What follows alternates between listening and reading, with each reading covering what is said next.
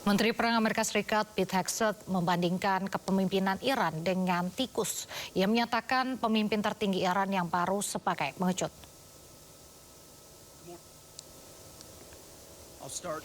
Dalam konferensi pers di Pentagon Amerika Serikat pada hari Jumat, Menteri Perang Amerika Serikat Pete Hegseth membandingkan kepemimpinan Iran dengan tikus.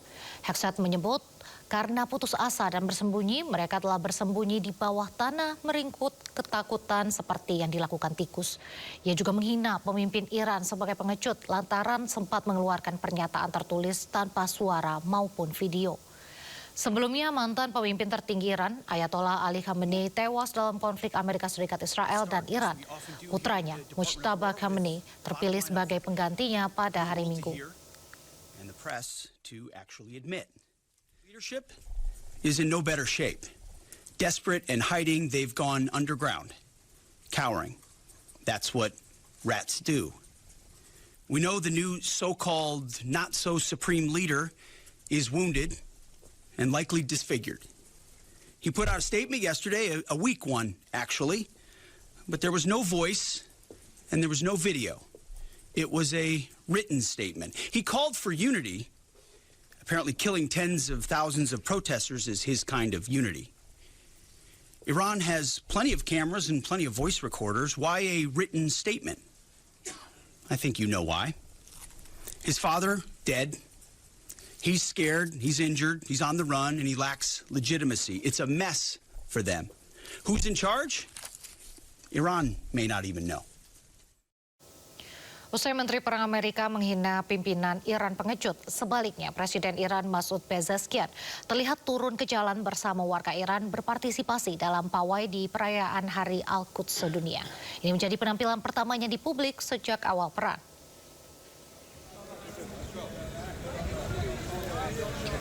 Rekaman video menunjukkan Masoud Pezeshkian berjalan-jalan di jalan pusat kota Teheran yang ramai. Nampak Pezeshkian berjabat tangan dengan beberapa orang, bahkan berfoto dengan warga yang ramah. Di tengah isu bahwa dirinya terluka akibat serangan Israel Amerika Serikat, Pezeshkian justru tampil di publik bertemu dengan warga Teheran. Presiden Iran hadir di tengah-tengah masa tanpa pengawalan. Sementara itu, Sekretaris Dewan Keamanan Nasional tertinggi Iran, Ali Larijani, yang juga hadir di lokasi menyatakan tekanan dari Amerika Serikat dan Israel membuat rakyat Iran semakin kuat.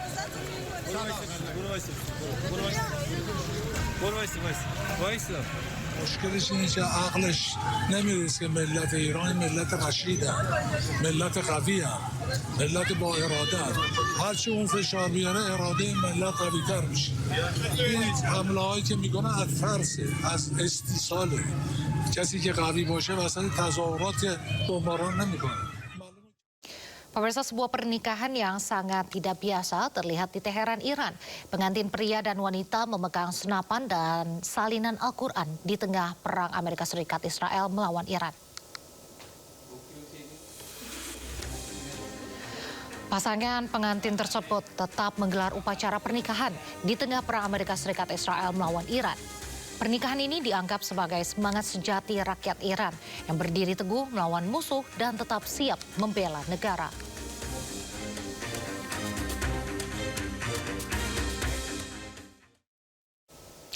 Kedutaan Besar Amerika Serikat di Baghdad, Irak dilaporkan menjadi sasaran serangan rudal Iran. Terlihat kobaran api dan asap tebal membumbung dari dalam kompleks diplomatik tersebut. Serangan ini berlangsung di tengah memanasnya konflik yang melibatkan Amerika, Israel, dan Iran. Insiden ini menandai serangan kedua terhadap Kedutaan Besar Amerika Serikat di Baghdad sejak dimulainya konflik yang melibatkan Amerika, Israel, dan Iran. Media Iran melaporkan bahwa serangan tersebut menargetkan sistem pertahanan udara kedutaan dan mengklaim berhasil menghancurkan landasan helikopter di dalam kompleks tersebut. Hingga saat ini pemirsa, pihak otoritas terkait masih melakukan pendataan terhadap dampak kerusakan.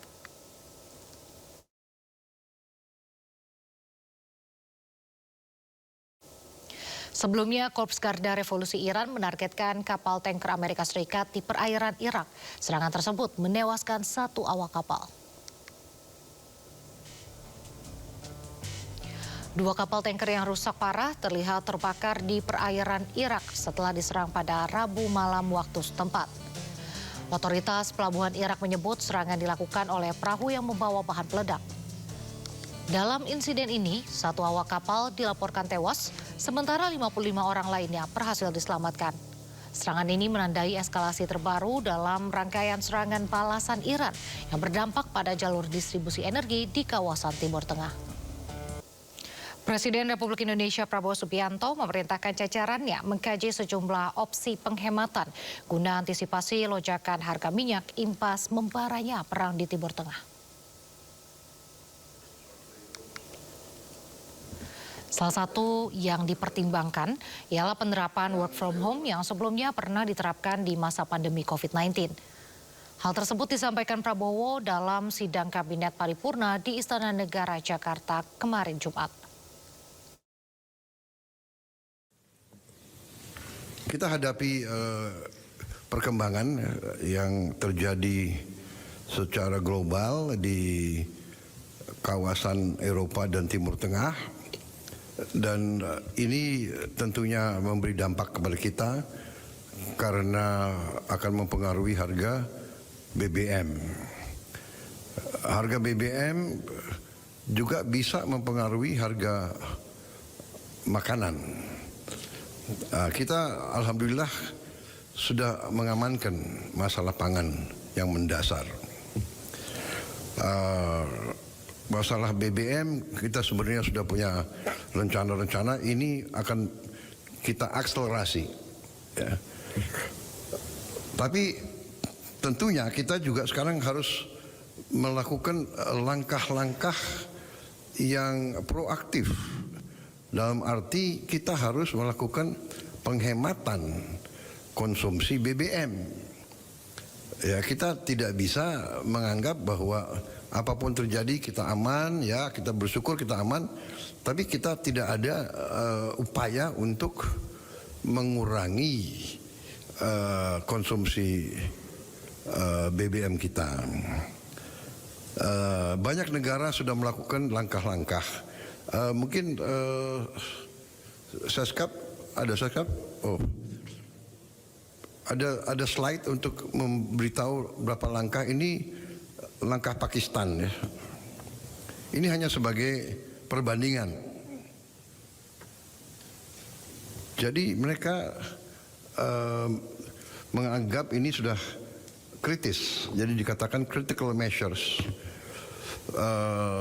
Seolah bahwa ini bagi mereka seperti kita dulu waktu COVID. Mereka melaksanakan work from home, kerja dari rumah untuk semua kantor, pemerintah maupun swasta. 50% bekerja dari rumah. Kemudian hari kerja mereka potong hanya menjadi 4 hari. Ini hanya contoh, ya. Ini contoh. Maksud saya, ini ada berapa hari? Saya kira kita bisa mengkaji masalah ini, ya kan? Saya kira kita juga harus mengupayakan bahwa kita melakukan penghematan. Saya percaya 2-3 tahun kita akan sangat kuat, tapi tetap kita harus hemat konsumsi. Sementara itu Presiden Prabowo juga menjelaskan Pakistan telah memotong gaji anggota DPR dan menterinya di tengah memanasnya perang Timur Tengah. Bahkan Pakistan juga menghentikan kunjungan ke luar negeri demi melakukan penghematan. Mereka bahkan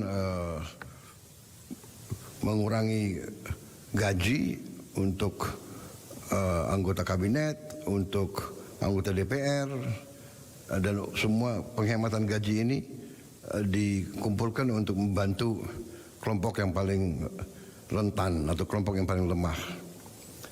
Mereka memotong semua ketersediaan BBM untuk semua kementerian.